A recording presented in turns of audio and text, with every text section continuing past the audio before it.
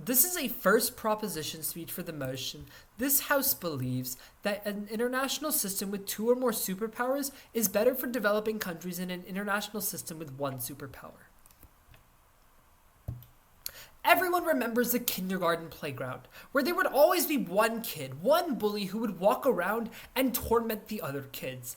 That was the opposition's world. The opposition's world was a world in which one superpower could walk around and do whatever they want. No checks, no balances. This is why I'm so proud to propose today. In this speech then, just a few things. First, some notes on framing before I get onto two substantives on creating an economically superior world and better security conditions.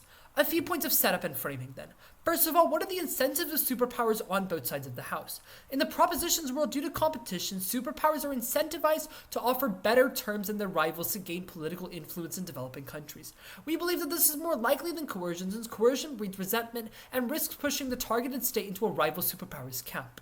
However, in the world of the opposition, the same incentive to build up developing countries does not exist, since a single superpower wants to keep their position.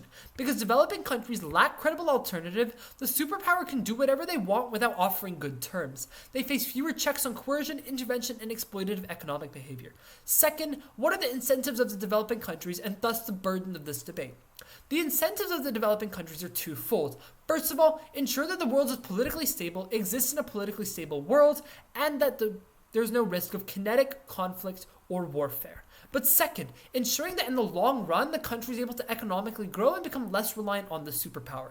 Thus, the winner of this debate is the side that can best fulfill the incentives of these developing countries.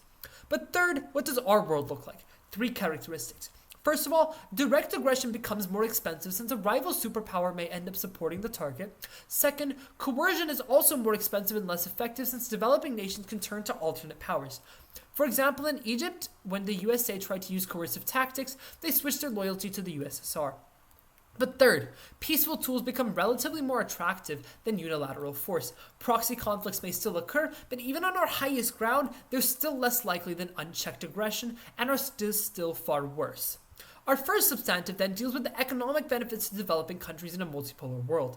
The thesis of this substantive is that developing countries are able to access better investment and aid from superpowers and diversify supply chains. Two layers of analysis and then some impacts. First of all, on the fact that exit options create competition between superpowers. In a multipolar world, superpowers compete to gain influence in developing countries. But in order to win this influence, the superpower must exert influence through infrastructure deals, foreign aid packages, and long-term investment. Since developing countries understand that they have multiple options, the superpowers must position themselves in a way such that they are the most attractive partner for the developing country to partner with. This means that countries end up in competition with their rivals in order to provide the best possible deal, whether it be lower interest rates, larger aid packets, or transfer of technologies. But even if some aid is captured by the government, durable influence structurally requires projects that the government can sustain and trickle down to the people such that they don't reject it, meaning some benefits must come down. The comparative here, though, is in a unipolar world, a superpower faces far less competitive pressure to improve its terms, instead relying on its own goodwill. Second layer, then, on economic diversification and resilience.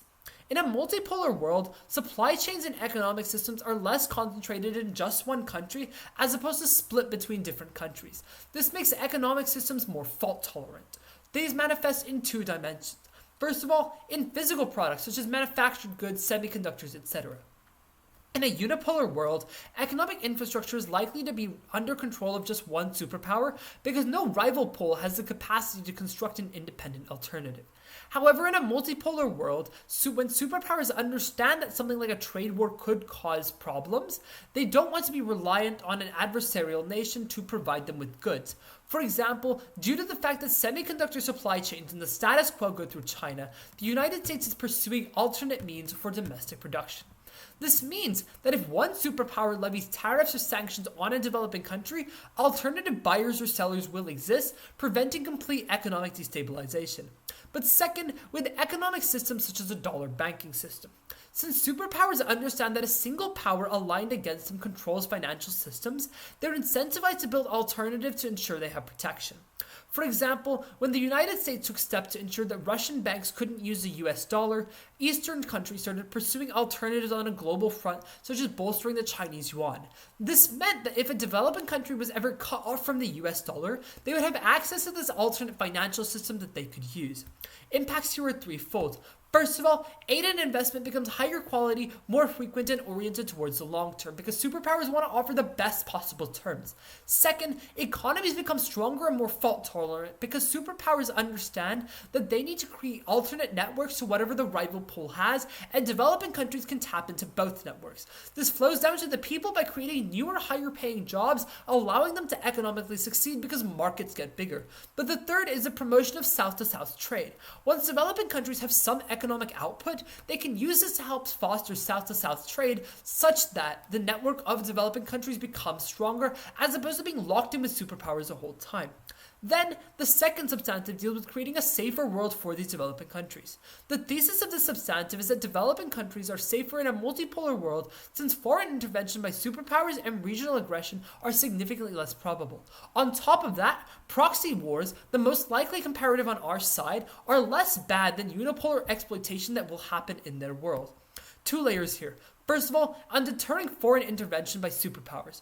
A unipolar system makes intervention very inexpensive. Multipolarity increases the cost of aggression and adds a peer that counteracts the unilateral ability to act. In a unipolar world, the cost of invading a developing country to install a more favorable government or something is cheaper because realistically a developing country cannot match the military might of a superpower. However, a multipolar world raises the cost of aggression by adding a check on power because a rival superpower may supply weapons, intelligence, or logistics or troops to another developing country. In addition, they can impose economic costs as well. For example, during the Cold War, the Soviet backing of Cuba prevented a full invasion. Under a multipolar world, though, intervention is far less likely, and if it happens, it's far less damaging since the developing country can fight back. But second, on the comparative, why is unipolar exploitation worse than our worst case scenario, a proxy war? Because in a unipolar world, one superpower dominates the international security order. They have no choice but to come to this one country for military assistance, intelligence, and diplomatic protection. But furthermore, a single superpower also maintains the ability to project influence as they please, meaning that if a unipole decides to invade another country, there's no checks or balances. If a weaker state tries to oppose anything the larger state does, the cheapest option for the superpower is invasion. They have access to whatever they want. A multipolar system solves this, though, by adding more superpowers who are genuinely strong enough to raise the cost of escalation. However, on our highest ground, there's a strong incentive to stop proxy wars in the 21st century because superpowers understand that they're costly, end in stalemates, and don't achieve the goals that they intended. Instead, they prefer other techniques like economic incentives to buy out political loyalty. Don't let the opposition bully smaller developing countries. Propose today's motion.